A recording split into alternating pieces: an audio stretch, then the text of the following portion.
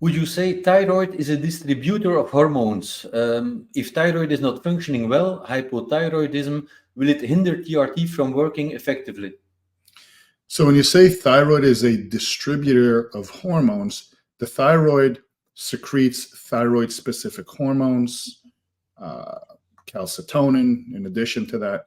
But at the same time, your thyroid does not control your testosterone production. But if you're already on TRT, your thyroid will control other factors in your body, including your ability to metabolize and convert energy.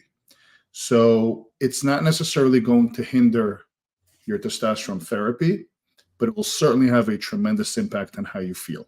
So if your thyroid is malfunctioning, your ability to remove the symptoms that you initially saw TRT for may be hindered. Your testosterone may be optimal at this point after treatment.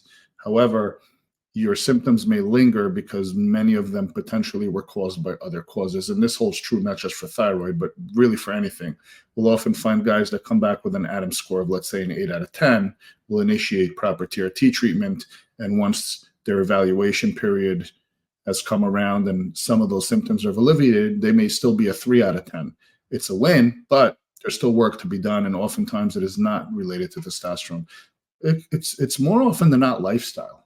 All right, we find a lot of anemia, we find a lot of sleep apnea, we find a lot of poor diet, poor exercise regimens. So lifestyle, poor stress management, leading to allostatic loads over time that lead to physiological pathology. If you're under duress or stress for an extended period of time, that does break down physical aspects in your body as well, with all that elevated adrenaline and cortisol.